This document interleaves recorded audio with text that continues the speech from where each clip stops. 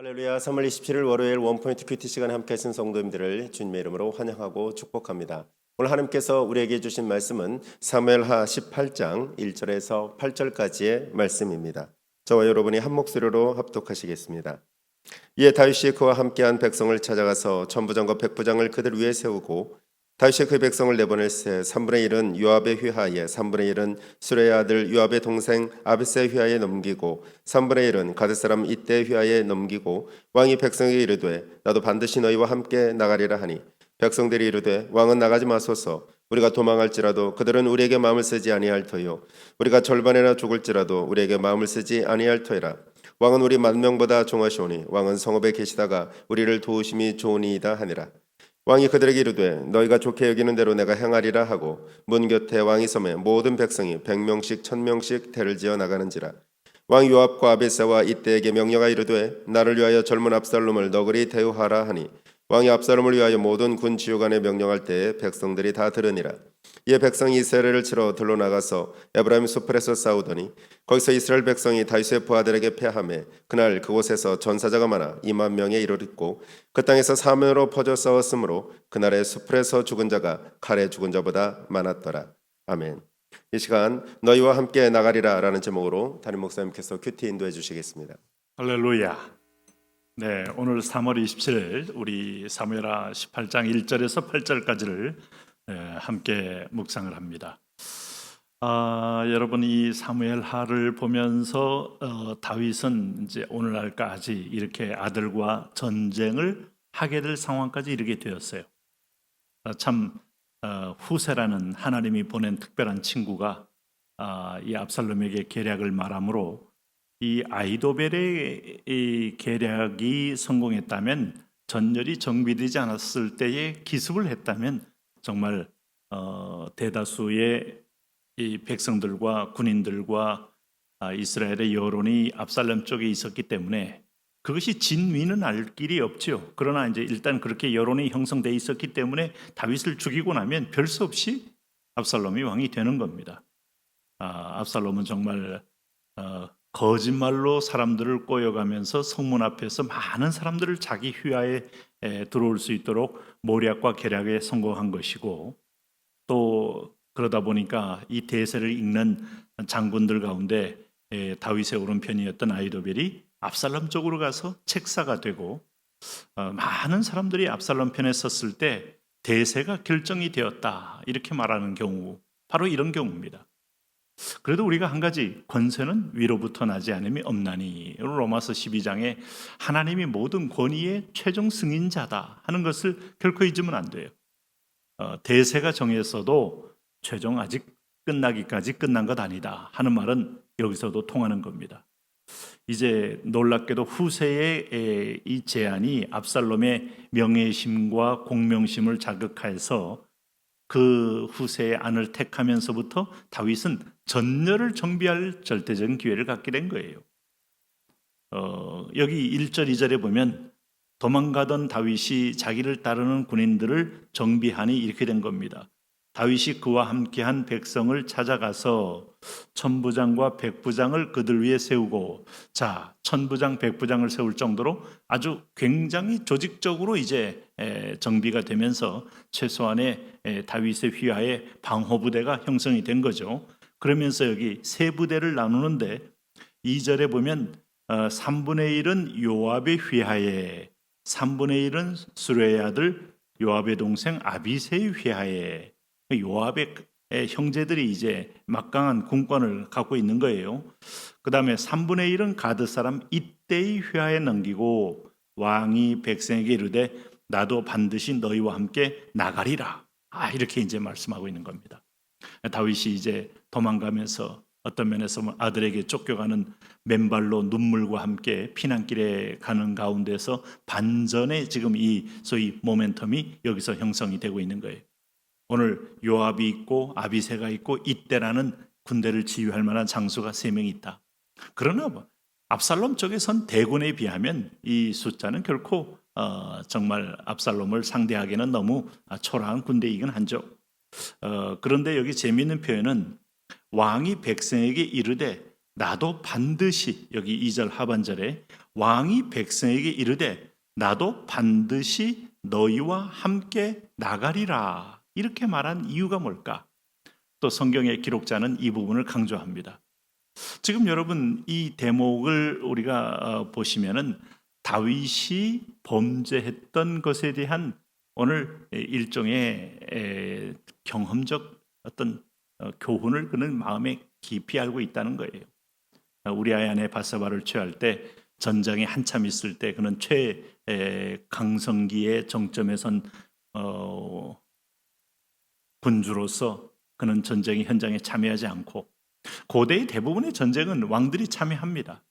배후에서 다 현장 지휘를 하는데, 그때는 자기 군대에게 다 맡겨놓고 그는 여유자적한 시간을 보내다가 남의 이제 아내를 취하여서 결국은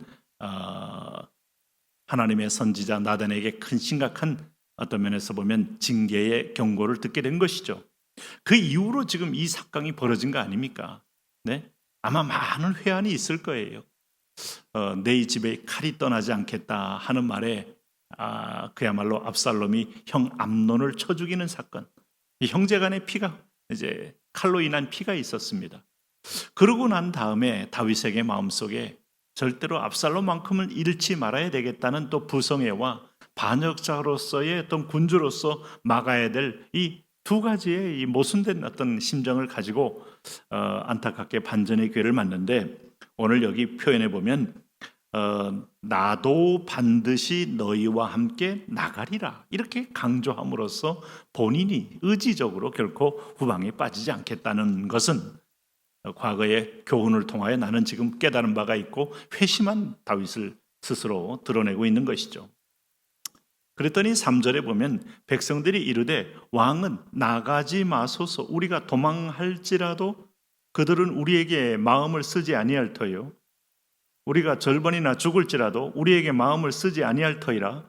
왕은 우리 만명보다 중하시오니 왕은 성읍에 계시다가 우리를 도우심이 좋으니이다. 지금 사실 이 전쟁은 반란군과 어떤 권력을 유지해야 될 군주와의 싸움이에요. 서로 간에 왕을 노리는 싸움이다. 왕의 목을 따기 위한 싸움이다. 그 왕 한 사람이 죽으면 전쟁 끝나는 것이고 대세는 결정되는 겁니다.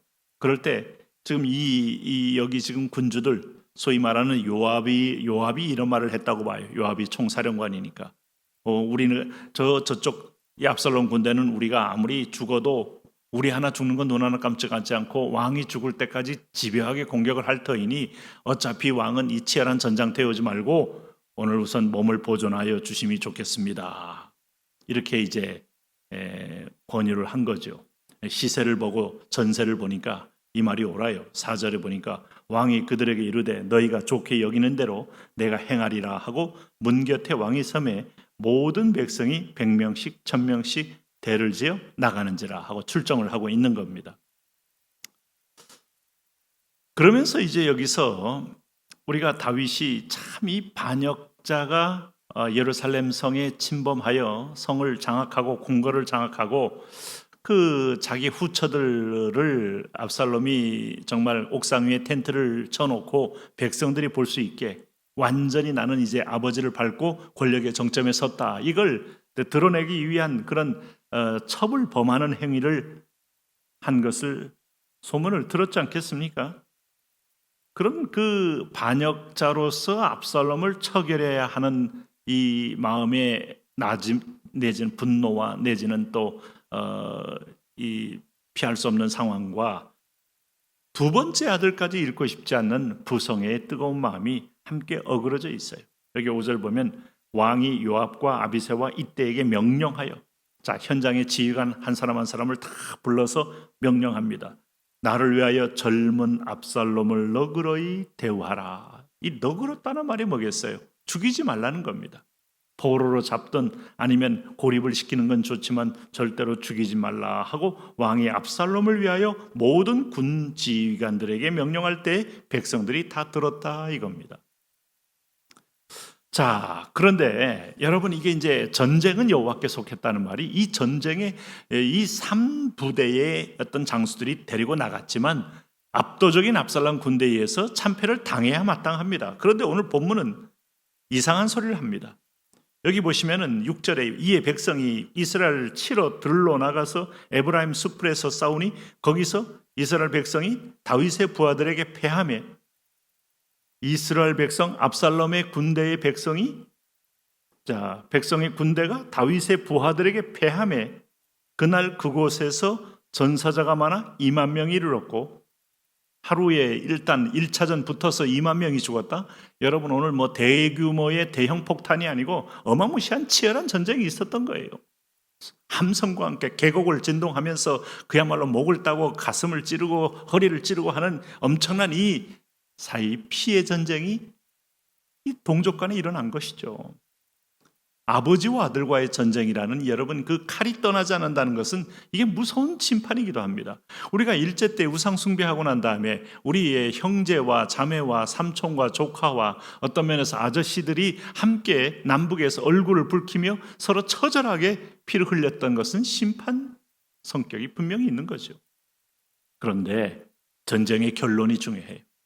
우리가 낙동강 남겨놓고 다 저 붉은 군대에게 먹힌 게 아니고, 오늘 하나님을 신봉하고 기도하는 메가더이에서 인천 상륙작전이 감행되면서 순식간에 전세가 바뀌고, 오늘 이렇게 78년 이렇게 또 평화 휴전 상태지만은 완전히 체제 경쟁에서 이기게 된 여러 가지 상황 속에 하나님의 은혜를 인정한다면 8절에 보면 그 땅에 사면으로 퍼져 싸웠으므로 그날의 수풀에서 죽은 자가 칼에 죽은 자보다 많았더라.